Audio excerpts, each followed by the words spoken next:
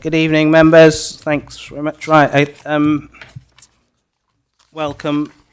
So if I just do the evacuation announcement.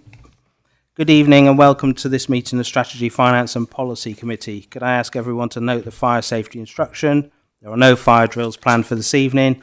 In the event of the fire alarm sounding, please leave the building via the nearest exit and make your way to the assembly point located in the market car park adjacent to the Civic Suite building. Please do not return to the building unless given permission by council staff. I'd also like to remind you to switch off your mobile phones or turn them to silent. Please note that this meeting will be live streamed where the proceedings are capable of repeat viewing.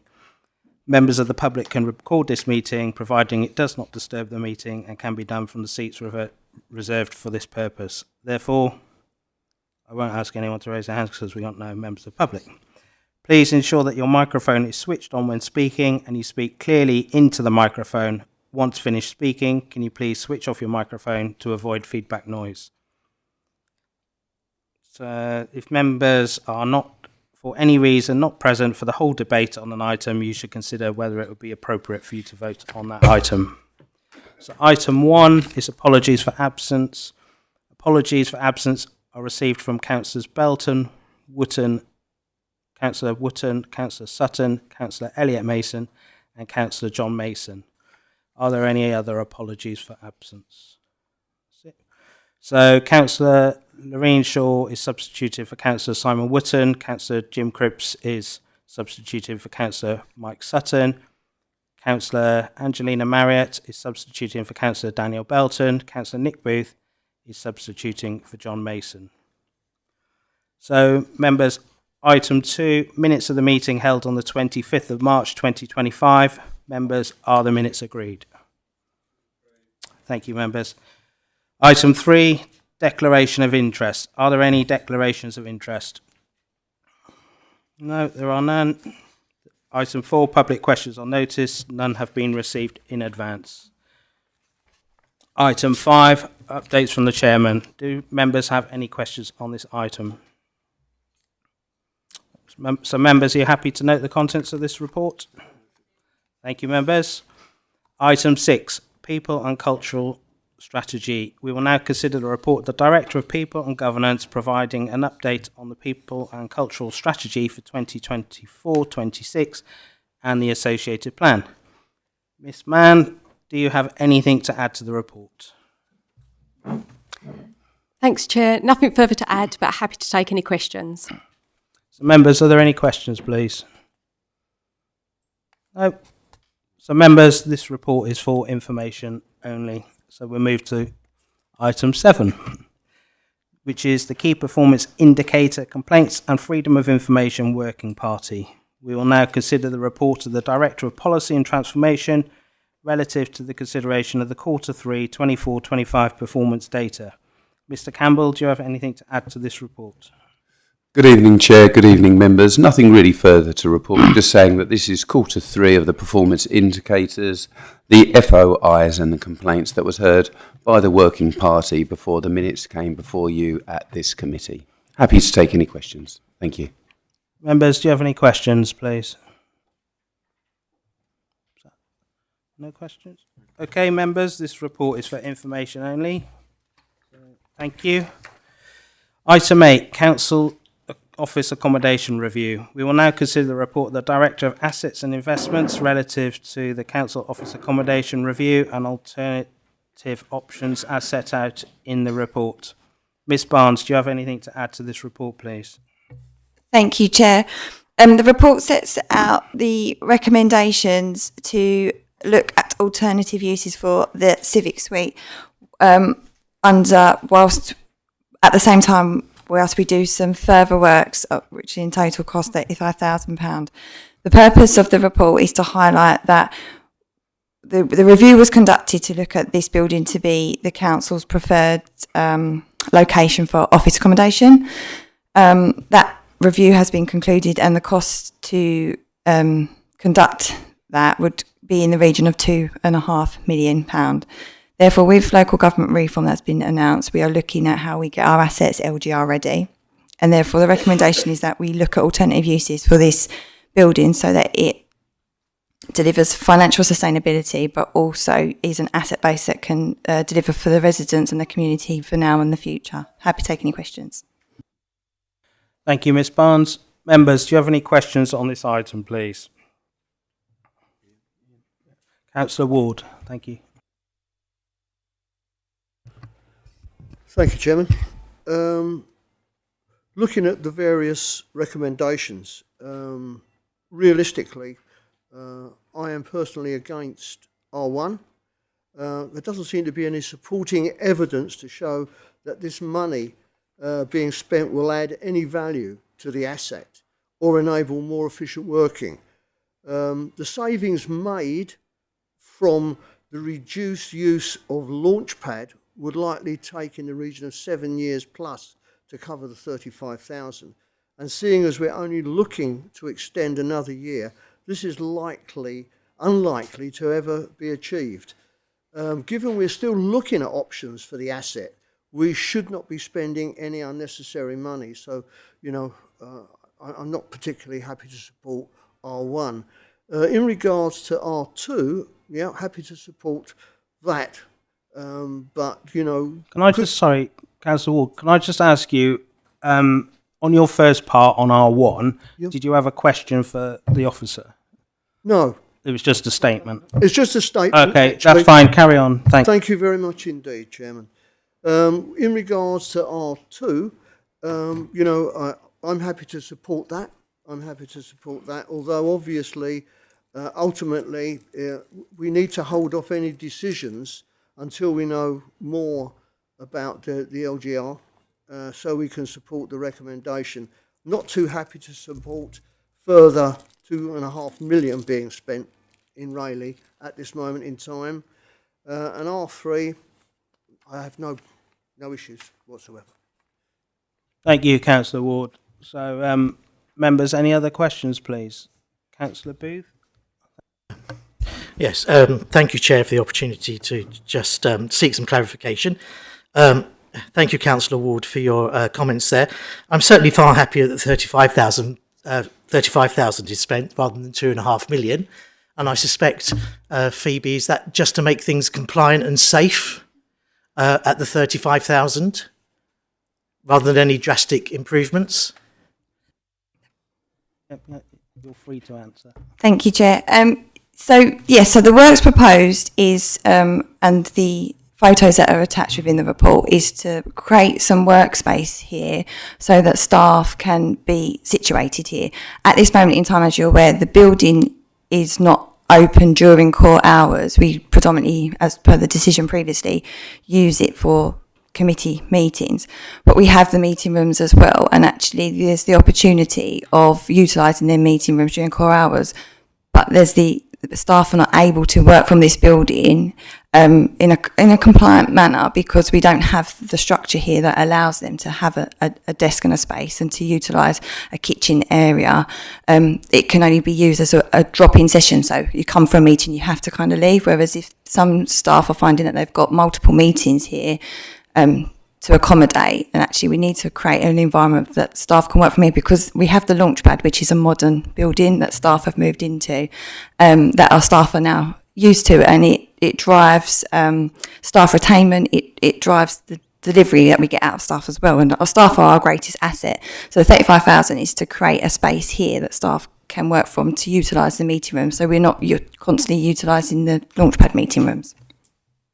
Yeah, if I could, I'll just add to that as well, is that by having the staff located here, it utilises the space as well for members, because members can come in then when the staff are here. And I think what Paul Birkenshaw's previously put around is that we do actually need someone in the building when members are using that space. But yeah, sorry, Councillor Booth. Yeah, thank you for that clarification, Chair. So am I right to assume then that there'll be less spending at the Launchpad because we'll have the rooms here, so therefore we won't have to hire on so many occasions the rooms at the Launchpad? Is that a correct assumption for me to be making, Phoebe? Yes, so in the report in 2.27 we're looking to try and reduce our costs for using the launch pad to 15,000. So there's currently 10,000 plus a 10,000 contingency that's in the budget. So we would still keep around 5,000 to be able to utilise Launchpad meeting room hire there, because sometimes it's needed. For example, when we had the peer review, we utilised that space. But yes, we would look to reduce the budget to backfill the drawdown on the investment fund. Go on, Councillor. Thank you, Phoebe. I'm sure that clarification, that narrative will please the millions of people watching tonight that necessarily might not have the paperwork in front of them. So that's R1 and R3 dealt with. So I'm just wondering around R2, because we've spoken about officers and we've spoken about local politicians, but really we're here for our residents and the community. So my question is, will there be an opportunity, a legacy, for when local government reorganisation does take place, for our local community groups to be using this wonderful facility? And therefore, would it be appropriate and prudent for us to undertake some kind of feasibility study? So is there any plans for a feasibility study of the use of this facility that is broader than officers and local politicians? Oh, Phoebe, yeah. Yes, is the answer to that question. So the purpose of R2 is that predominantly, as we said, we looked at this building for office accommodation. Now LGR's come out. The purpose of R2 is for us to go away and do that feasibility as what else can this building be used for, that looks at our community groups, looks at commercial income as well, and that balance to subsidise community use. So yes, we will go away and look at alternative options which a name gets banned around, a community hub, for example, to bring that back following, once we know the timetable of LGR, the business cases with the financials, for a decision to be made as to what we do with this building. Okay, Councillor Booth, is your questioning finished? I take it from the chair, I think my questioning should finish. No, so no, I will. you can ask as many Oh, questions right, as you okay. like. I just wanted to check if you've got all the answers to the questions. Okay, so just wanted to check, has there been a costing for that feasibility study? No, I'd assume we'd take that out of the generic asset management strategy budget that's in the capital programme.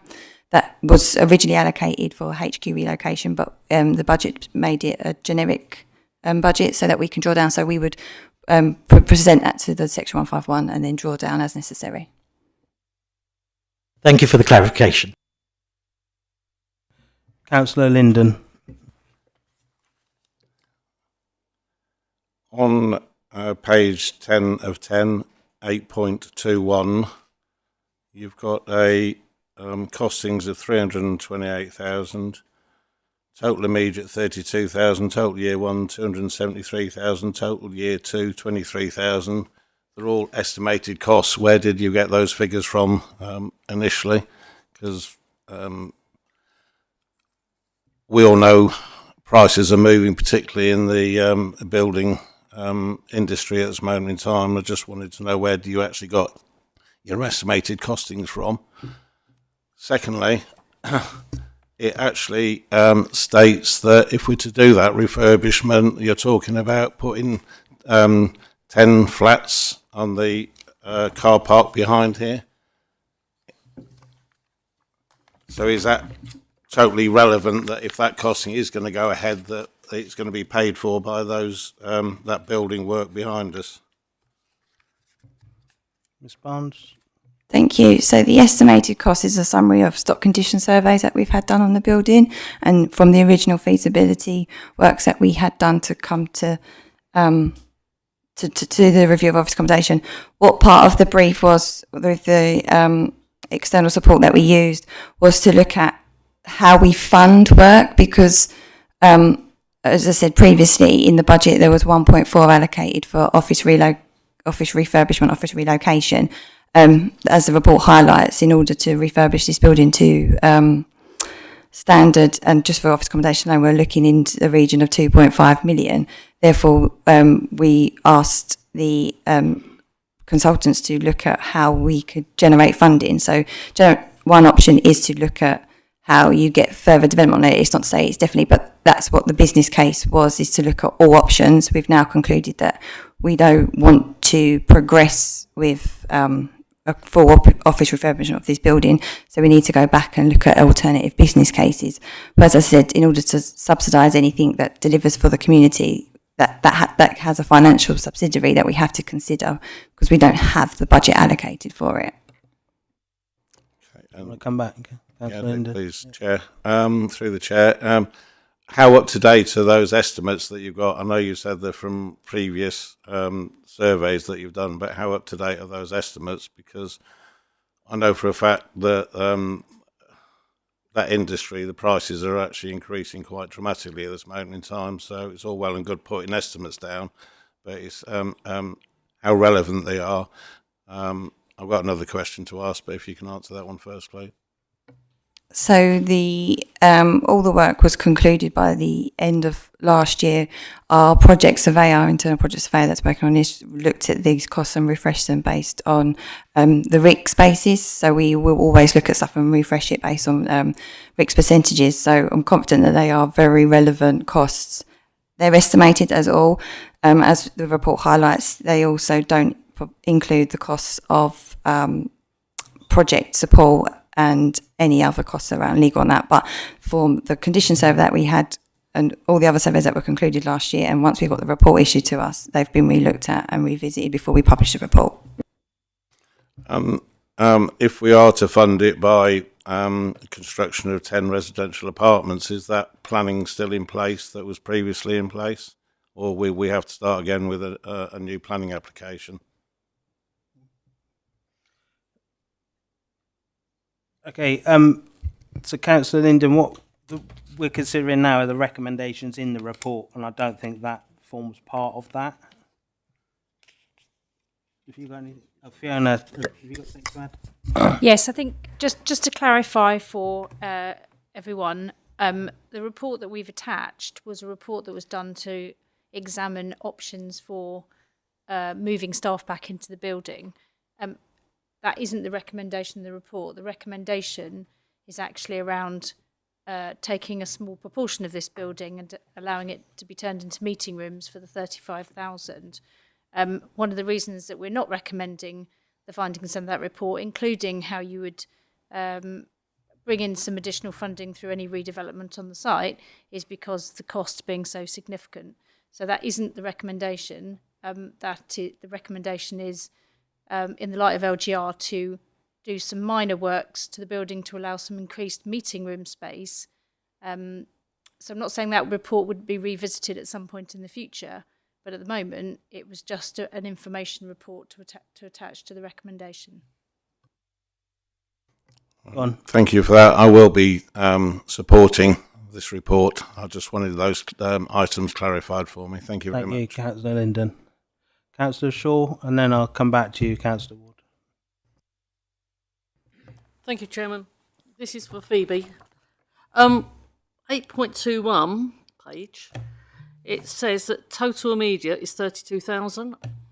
And in the first year, you're going to use as well as 273,000. So that's 305,000. So I can't support item 1, recommendation 1, because you're quoting 35,000. And surely, if you're doing 32,000 immediately, also in that year, you're going to also do 273. Not sure how I can get these figures right, or the timing's right. Thank you. Yeah, could you just clarify that, please? So yes, so in 8.21, what the table is saying is, if we was basically to do nothing to this building, what we need to spend in order to keep the building going. So we have in the budget already a baseline cost of maintaining our assets. So the total immediate in year 1 can be funded from that. The reason I'm coming back to ask for 35,000 is I don't have the budget to do the refurbishment works, as to create the additional staff and member space that we want to use this building in the interim, whilst we work up other options on this building. Then other options will include, obviously, the work that needs to be done in year 1 and 2, but also we need to be mindful of that them works could become sunk costs if we was to change what we do with this building. So the immediate works are covered within existing budget. The reason I'm coming back for additional budget is because I don't have the budget to deliver the member space, the meeting room space and the staff space, the internal works. But the external works, which is in total immediate one, is covered within our existing budgets. Do you want further clarification? I want further. I'm completely confused. So you've got the 35,000 in your budget to do the work, but you haven't got the money for the first year, the 273. Is that what you're saying? Or you've got the 32,000 for the immediate work, and you now need an extra 35,000 taken from a figure in 25-26 budget. So the proposal is that the total immediate works, that 32,000, can be funded from 25-26. The 35,000 is additional to that, so therefore that's what the request is. The total year one would be needed to be funded from the 26-27 budget, which we are not in yet. So the proposal is that we would bring back the business case and options on this building ahead of next year's budget, so that then we allocate the budget alongside what needs to be done, which would consider what else needs to be done within this building. Councillor Shaw, Fiona's just going to add to that. Just to add, Phoebe's absolutely right. I'm not going to go over what she said, but just for clarity in terms of the sheet that you have in front of you, we're not recommending the spend for year one, year two, because that's for the whole building. If you were to start moving, forward with a bigger, more comprehensive plan. I'm not saying those works don't need to be done at some point, but as Phoebe said, they'll be brought back. Any year one works will be brought back as part of another report looking at the future of the building, and that's the report we were referring to earlier. So it is only for the £35,000 as the light touch refurb, if you want to call it that. Bit of paint and a bit of decorating going on, but Chairman, I can't support recommendation one. okay, that's fine. Have you finished, Councillor Shaw? Yeah. Okay, Councillor Ward. Yeah, thank you very much, Chairman. It's just coming back, just a little bit of clarification, actually. Let's say going forward, this building, due to LGR and time run out, you did mention, and I think Nick did mention the fact of wanting to look at a business case going forward. I'm not going to say I assume, but I would say that a strong business case would be needed to look if there was a community hub. And if you're looking to spend that amount of money in the future, you'd need to be able to show a big measure of support for the whole of the district. And will that be value for money for the whole of the district and not just for Rayleigh? There's just a straight clarification on that one. Thank you. Yeah, that's there in R2, that will come later. But at the moment, we are just really considering this 35,000 and officers looking at those further options that you allude to. Councillor Lambourne? I'm somewhat confused about R3 and the timings. Is there enough time in there, 2 years? Or an extra year rather, sorry, just one extra year on top of the initial 2 years. What are we going to do with staff if LGR takes longer to organise? I mean, the political side might take some time, but merging the administrations is going to take even longer.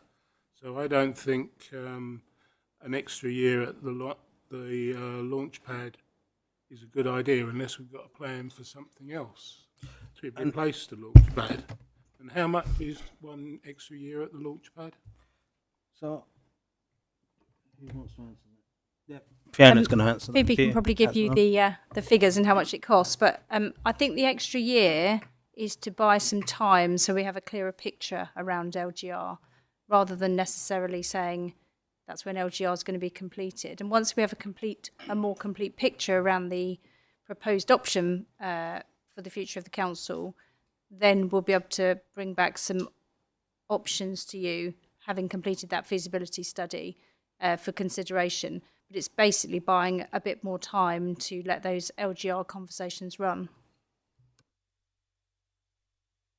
Phoebe, can you just answer on the finance? Yeah, please? so in the report on 2.25, page 8.6, the revenue costs for the Launchpad are 111,625 that are built into the budget.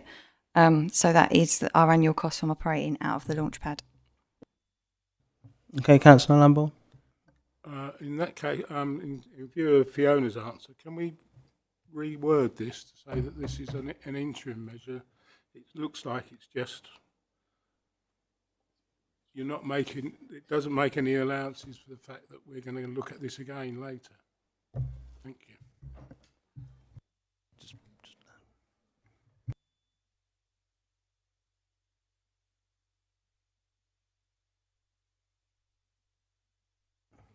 Yes.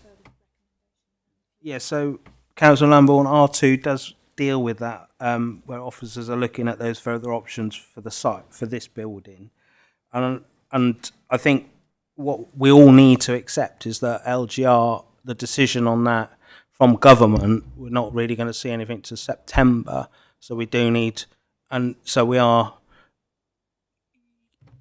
in this place of the unknown with LGR, because it doesn't necessarily mean it's going to go ahead in September. It might go ahead, but we don't know, do we? So I think what the officers have presented here is that stopgap option available to us. Want to come back, Councillor Lambourne? Yes, I do, yeah. I mean, in that case, all I'm saying is that the council remains at the Launchpad for at least a further year. In addition, that's all. Okay, well, I'm quite happy to put at least a further year. I don't think that and I get your point. I'll take your point. So I'm quite happy to amend that if members are happy for us to put that word in as Councillor Lambourne. Thank you. Is that okay, Councillor Lambourne? Yeah, Councillor Booth. I'm just wondering, in light of those comments and the comments from Councillor Ward as well, that perhaps R2 might be supported by more members within the chamber tonight if you made overt reference to a feasibility study. So I don't know if it could be slightly amended. I think we're syntactically talking here, but there is substance in what I'm going to suggest. The officers will consider further options for the civic suite after undertaking a feasibility study. This will determine future services for Rochford residents that will be presented to a future committee. This will take place following local government reform proposals submitted in September 2025. I know with the use of feasibility in there, I will certainly be able to support R2. Without feasibility, unfortunately, I will not be able to support R2.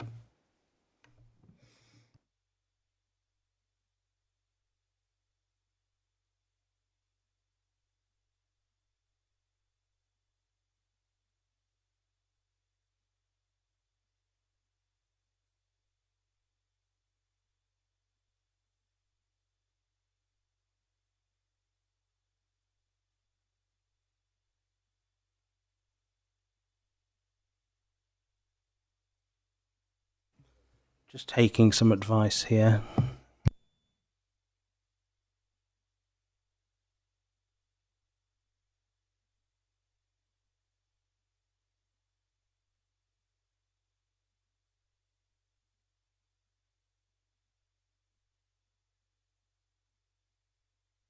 Yeah, just Fiona's going to come back on that one. So we could say the council will carry out a feasibility study and present further options, and then leave the rest the same. If that's. Yeah, members, you happy with that? Because I think the intention around saying consider further options was that we were going to carry out a feasibility study anyway. Yeah, So it's there. if you want anyway. clarification around the word If you want- feasibility, I think that's fine. I've learned things in life, Fiona. Things go very wrong when one makes assumptions. So I would like it overtly mentioned, and I'm more than happy to accept your advice on that. So the council will carry out a feasibility study and present further options for the site, and then the rest will say the same. Well, you can read that recommendation out in a minute then. I need to write it down. Oh, Fiona's going to write down. Okay, Ian. Well, Fiona's doing that. Councillor Ward. Yeah, thank you, Chairman. It was just on R3. can we have an actual date of end of contract for the Launchpad? It says 2-year period and for a further year. Can we have a date and a time when that contract actually runs out so we actually know what the limit is? Phoebe might be able to answer that on the date. I don't know if Yep, you know. happy to answer it. what So date? our licence at Launchpad expires May, the 2-year period that was originally is May 2026, so a further year would be May 2027.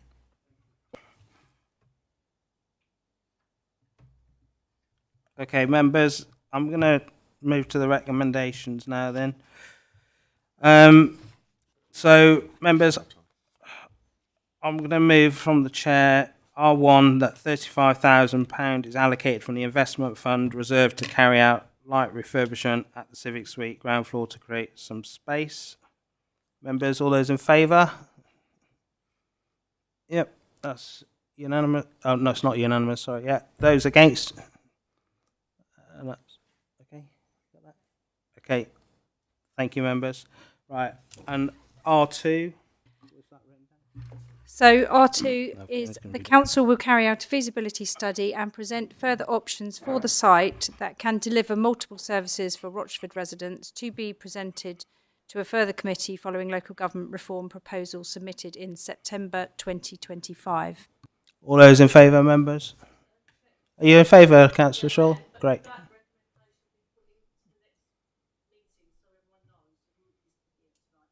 It'll be in the minutes. Yeah, that's fine. Right, all those in favour?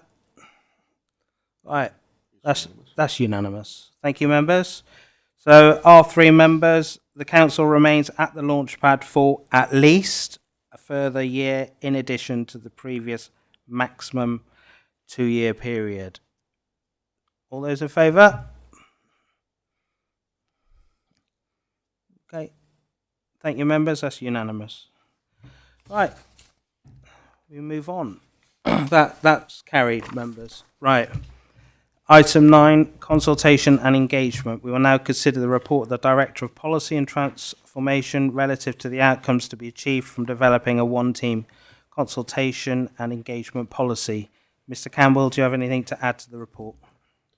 Thank you, Chair. Good evening again, members. Nothing further to add to the report. This is just a stage in the way of developing a consultation and engagement strategy that will improve how we engage with our stakeholders moving forward. However, I'd like to, if okay with you, Chair, pass on to Sam Nicholson, my colleague, who wrote the report and will be able to add anything further. Thanks, Greg. Thank you.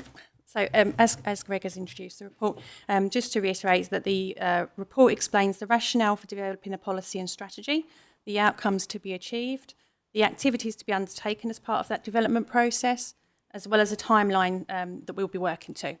Happy to take any questions that you might have to aid consideration of the report. Members, are there any questions, please? No questions? Okay, members, we will now... okay, members, I will now move a motion that the recommendations on page 9.1 be approved. Can I have a seconder, please? Councillor Hoy. We'll now proceed to the vote on the recommendation by a show of hands on R1, that the committee endorses the work underway and planned outcomes associated with the development of a one-team consultation and engagement policy and Rochford's specific delivery strategy as set out in the report. All those in favour, please. Okay, that's unanimous, members. Thank you.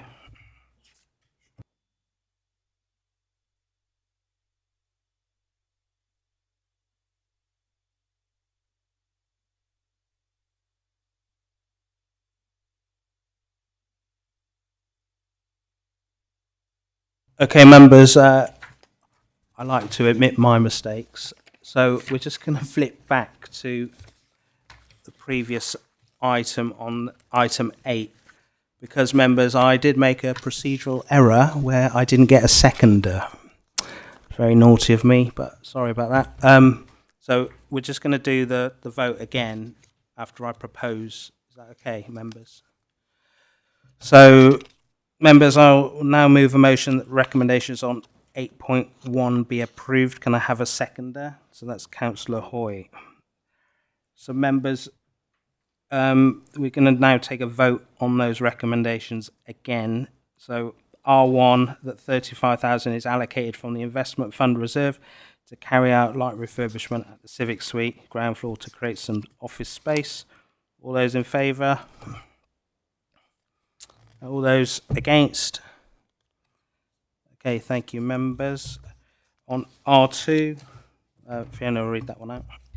The council will carry out a feasibility study and present further options for the site that can deliver multiple services for Rochford residents to be presented to a future committee following local government reform proposal submitted in September 2025. Okay, all those in favour? Sorry? No, we've already done the second for that. Thanks, though, Councillor Booth. Right, that's unanimous. Thanks, members. R3, the council remains at the launchpad for a further year in addition. The council remains at the launchpad for at least a further year in addition to the previous maximum 2 years. All those in favour? Okay, that's unanimous. Thank you, members. Apologies about that, members, but we like to get things right. Okay, so we are now. Yeah, item 10, members. So this is the Brentwood Rochford Partnership Future Direction. We will now consider a report of the Director of Policy and Transformation relative to the review of the partnership following the recommendations made in the Corporate Peer Challenge in March 2024. Mr. Campbell, do you have anything to add to the report? Thank you, Chair. Good evening again, members.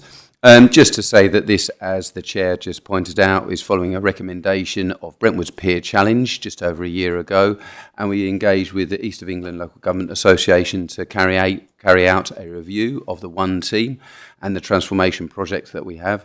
They put 3 recommendations ahead, but they identified that the third recommendation that they proposed, which was to continue the partnership, was the one of choice. It showed the partnership that it was working in the right way, it had undertaken savings and was working well, and that we should continue in this vein. The report is before you. It also identifies that we took into account LGR, which came through as we are undertaking this review, and that we know that we'll need to be agile in some of our decisions as we move forward. Happy to take any further questions. Thank you. Members, are there any questions on this item? Councillor Stuart Wilson. Thank you, Chair. The point that I want to make is on page 10.6. There's risk 4.1, and it obviously makes or takes account of LGR. But the thing that worries me slightly is that when we came up with the strategy to work together as Brentwood and Rochford, it was 2 distinct organisations. There's a possibility now that we won't end up in the same organisation, and I'm not sure, and I don't know this, but the Section 113 agreement was, if we were ever going to split it, we would split back into our own councils again, and that's unlikely to be the case. So I wonder whether there's any way to do some sort of contingency plan, either to check the Section 113 agreement, whether that would hold good going into different unitary authorities, or whether we should do some planning now so that if it does happen, then we're ready to do that. Thank you, Councillor Stuart Wilson. Over to Mr. Campbell. Yeah, good question, and one that has been asked as well. So Section 113, I think we should review it, just have a look at it again. I think there'll be a process to follow about how, if the authorities unfortunately aren't together moving forward, how that split happens and how we actually make that work through.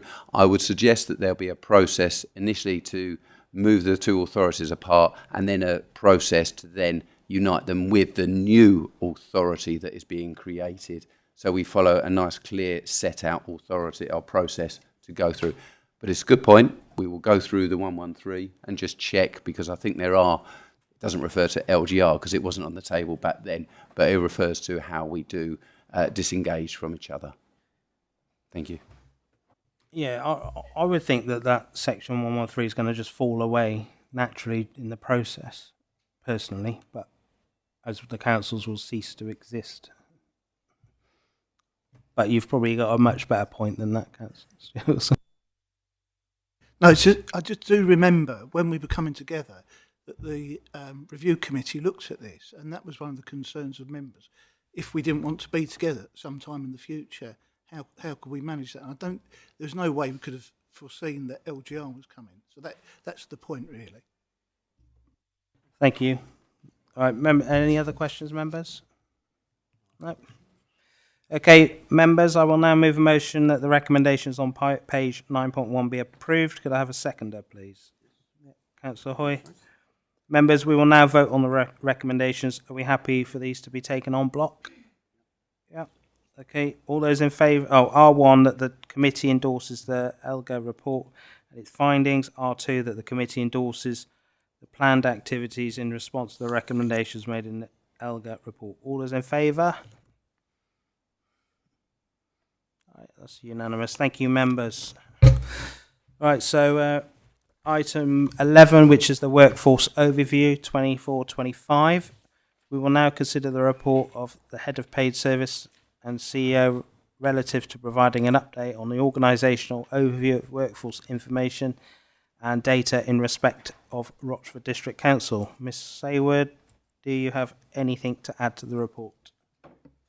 Thank you, Chair. Good evening, members. This is an information report, but if you do have any questions, I'm very happy to answer them. It is a continuation for those that were present around about 18 months ago when we covered this. So hopefully that comparison from the last financial year to this financial year has assisted with that. Thank you. Any questions, members? Okay, members, happy to note that for information. Thank you, members. Item 12, external grant funding options paper. We will now consider the report of the Director of Policy and Transformation relative to proposing an approach to maximise and enhance the Council's ability to secure external funding and grants. Mr Campbell, do you have anything to add to the report, please? Thank you, Chair. Sorry, members, it's me again tonight. Nothing further really to add, but this provides the opportunity to engage with someone so that we can create a strategic approach to grants and funding. We've been successful in some of our grants and funding, but we believe with a strategic approach that we can actually be much more successful and actually fine-tune the funding and grants that we can go for that align ourselves with our corporate plan and what we want to achieve as a council. Happy to take any questions. Thank you, Mr Campbell. Any questions, members? No. Okay, so members, that report is for information. Happy to note. Thank you, members. So we'll now move on to item 13, which is the committee work programme. We will now consider the report of the Director of Policy and Transformation setting out the work programme for the remainder of the 24-25 municipal year. Do members have any questions on this item? No? Okay. Sorry. Yeah, Councillor Ward. Thanks, Chairman. Yeah, it's basically just like to ensure that that for the June meeting we can see a future plan to ensure all items are covered within there.